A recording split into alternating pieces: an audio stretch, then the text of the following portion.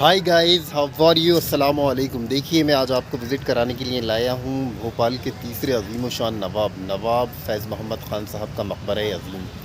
تو جناب کی میں تاریخ شارٹ میں بیان کر دوں۔ نواب فیض محمد خان صاحب بھوپال کے تیسرے نواب تھے۔ نواب دوست محمد خان، جن کو کہ بانی ریاست بھوپال ہونے کا اعزاز حاصل ہے، ان کے پوتے تھے۔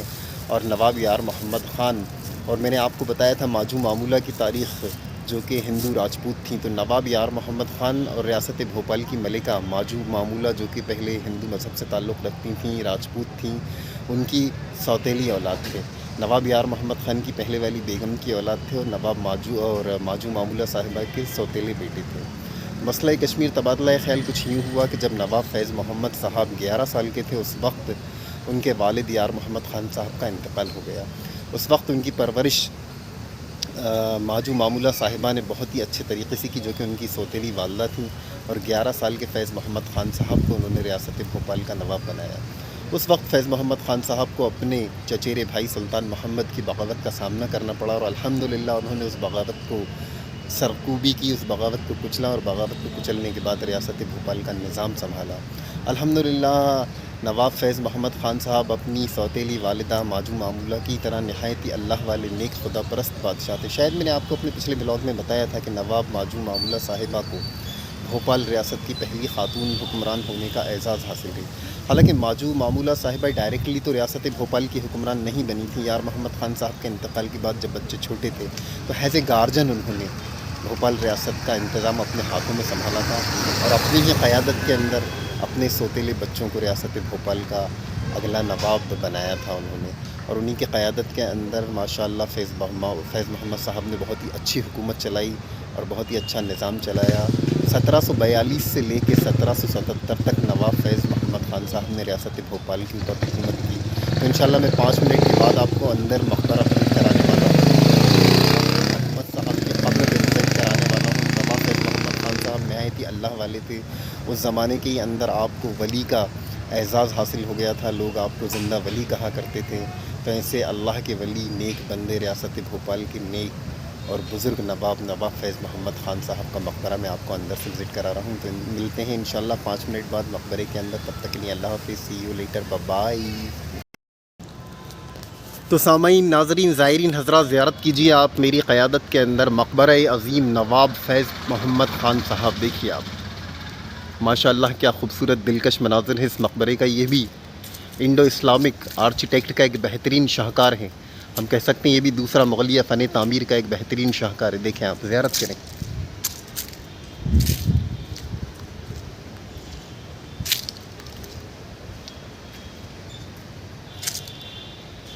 مقبرہ عظیم نواب فیض محمد خان صاحب بہادر، پرنس اسٹیٹ، ریاست بھوپال۔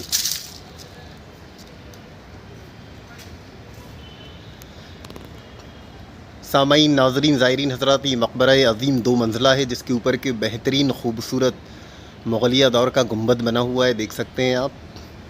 ایک برجہ بنا ہوا ہے، اور نیچے محرابیں بنی ہوئی ہیں، دیکھ سکتے ہیں آپ۔ اور ماشاءاللہ بہت ہی خوبصورت سنگ تراشی اس کے اوپر کی گئی ہے، دیکھیں آپ۔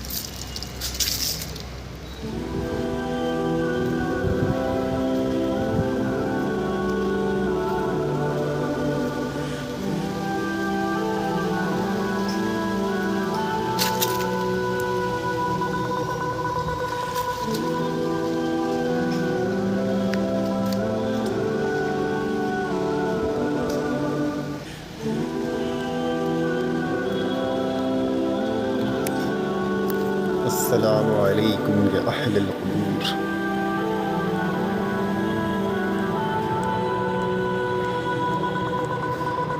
نواب فیض محمد صاحب کی قبر مبارک۔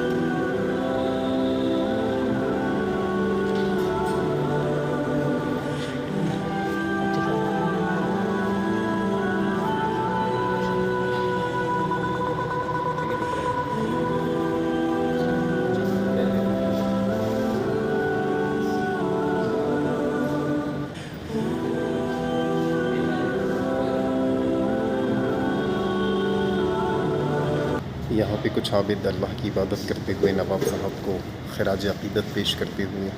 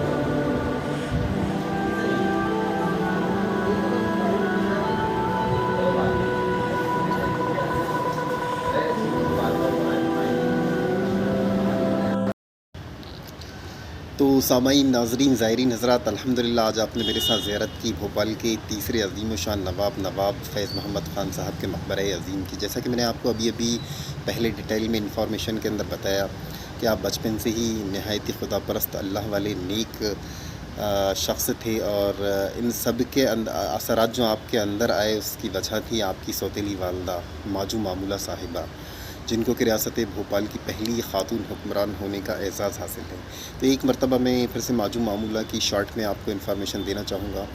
ماجو معمولہ صاحبہ جو تھیں ہندو راجپوت تھیں اور یار محمد خان صاحب کی بیگم تھیں۔ جس زمانے کے اندر ریاست بھوپال کی سرحدیں کوٹا راجستھان تک لگتی تھیں، اس وقت کسی جنگ کے اندر ماجو معمولہ صاحبہ کا نکاح یار محمد خان صاحب کے ساتھ ہوا۔ پھر آپ نے اسلام قبول کیا، الحمدللہ اتنی نیک اللہ والی پائس خاتون بنی کہ آپ کو پہلی خاتون حکمران ریاست بھوپال ہونے کا اعزاز حاصل ہوا۔ اس کے علاوہ یہ تھا کہ جب آپ کے بچے چھوٹے تھے اس وقت یار محمد خان صاحب کا انتقال ہو گیا، اور ان کا اچانک انتقال ہونے کی وجہ سے ریاست کی ذمہ داری ماجو معمولہ صاحبہ پر آ گئی۔ الحمدللہ ماجو معمولہ صاحبہ نے ریاست بھوپال کے نظام کو اتنے بہترین طریقے سے چلایا کہ لوگ ان کو بھی زندہ ولی کہنے لگے تھے۔ جیسے کہ وی آئی پی روڈ بھوپال اگر کبھی آپ آئے ہوں گے، آپ نے دیکھا ہوگا ایک مسجد بنی ہے، مسجد ماجو معمولہ، تو ماجو معمولہ صاحبہ کے ہی نام پر بنی ہوئی ہے۔ ماجو معمولہ صاحبہ شروع سے ہی کافی اللہ والی تھی۔ کچھ واقعات ہیں ان کے زمانے کے، لوگ بتاتے ہیں کہ وہ اتنی اللہ والی تھی کہ جب تک کہ ریاست کا بچہ کھانا نہیں کھا لیتا تھا، جب تک آپ خود کھانا تناول نہیں فرماتی تھیں۔ انہی کے زمانے کے اندر شاید آپ نے بھوپال کا بڑا تالاب دیکھا ہو، جو بھوپال کے لوگ ہیں انہوں نے تالاب دیکھا ہوگا، اسی کے اندر ایک تکیہ ٹاپو کے اوپر ایک مزار اقدس ہے۔ تو وہ ایک نہایت ہی اللہ والے بزرگ تھے، وہ ماجو معمولہ کے دور میں ہی تھے۔ ماجو معمولہ جو تھیں ان بزرگ سے بیعت کیے ہوئے تھیں، اور ان بزرگ نے اپنے آپ کو ایک ٹاپو کے اوپر اپنی قیامگاہ، اپنی رہائش اس لیے بنائی تھی کہ وہ دنیا سے بالکل برطرف رہنا چاہتے تھے اور اللہ کی عبادت میں مشغول رہنا چاہتے تھے۔ ایک دور ایسا آیا کہ ماجو معمولہ صاحبہ کافی بیمار ہو گئیں، ریاست کے لوگوں کو فکر ہوئی، تو ریاست کے وفاداروں نے جا کے، ماجو معمولہ کی عوام نے جا کے ان بزرگ سے کہا کہ ہماری ملکہ بیمار ہیں، آپ ان کے لیے دعا کریے۔ تو ان بزرگ نے کہا کہ جاؤ، انشاءاللہ کل تک تمہاری ملکہ صحت مند ہو جائیں گی۔ اس کے بعد یہ ہوا کہ جو تکیہ ٹاپو پہ جن بزرگان دین کا مزار ہے، دوسرے دن ان کا انتقال ہو گیا، اور یہاں پہ ماجو معمولہ صحت مند ہو گئیں۔ یار محمد خان کے انتقال کے بعد ان کو اپنے دیور کے بیٹے سلطان محمد کی بغاوت کا سامنا کرنا پڑا، اور سلطان محمد کی بغاوت کو آپ نے کچل کے ان کی سرکوبی کر کے اپنے سوتیلے بیٹے یار محمد خان صاحب کی پہلی بیگم کے صاحبزادے فیض محمد خان صاحب کو ریاست بھوپال کا نواب بنا دیا۔ ماشاءاللہ نواب فیض محمد خان صاحب بھی اپنی والدہ ماجو معمولہ کی ہی طرح نہایت ہی اللہ والے تھے، خدا پرست تھے، نیک تھے، ہمیشہ عبادت میں مشغول رہتے تھے۔ آپ کے زمانے کے اندر آپ نے سنا ہوگا کہ جب سن 1745 کے اندر احمد شاہ ابدالی نے دہلی کے اوپر حملہ کیا، اس وقت ہندوستان کے سارے مراٹھوں نے اکٹھا ہو کے احمد شاہ ابدالی کو روکنے کے لیے ایک جنگ کا آغاز کیا۔ लेकिन आप सब जानते हैं उसके अंदर मराठों की नीयत क्या थी। मराठों की नीयत ये थी कि हिंदुस्तान के ऊपर मुग़ल हुकूमत का ख़ात्मा करना और मराठा हुकूमत नाफिज करना। जब होलकर इंदौर से गुज़रे तो रास्ते के अंदर भोपाल पड़ता था, तो उन्होंने यहाँ पे फैज़ मोहम्मद ख़ान साहब से भी कहा कि चलो पठान, उस पठान को देखते हैं। तो फैज़ मोहम्मद ख़ान साहब ने कहा कि मैं तुम्हारी नीयत जानता हूँ, मैं तुम्हारे साथ नहीं जाऊँगा। तब होलकर ने नहायत ही तकब्बुर से फैज़ मोहम्मद ख़ान साहब से कहा कि जाओ, पहले उस पठान को देख लूँ, फिर इस पठान को भी देख लूँगा। तो फैज़ मोहम्मद ख़ान साहब ने नहायत ही संजीदा अंदाज से कहा कि जाओ, इंशाअल्लाह वापस ही नहीं आओगे। तो फिर सन 1745 के बाद जो अहमद शाह अब्दाली और मराठों के बीच के अंदर मैदान पानीपत की आखिरी जंग हुई थी, उसका नतीजा आप लोगों को पता ही है कि मराठा फिर कभी सर नहीं उठा सके। ऐसे थे हमारे अज़ीम व शान फैज़ मोहम्मद ख़ान साहब, अल्लाह के वली नेक सुल्तान। उम्मीद करता हूँ कि आपको मेरा ये इन्फॉर्मेटिव वीडियोज़ भी काफ़ी पसंद आया होगा। तो इंशाअल्लाह मिलते हैं फिर किसी और इन्फॉर्मेटिव वीडियोज़ के साथ। तब तक के लिए अल्लाह हाफ़िज़, सी यू लेटर, बाय बाय।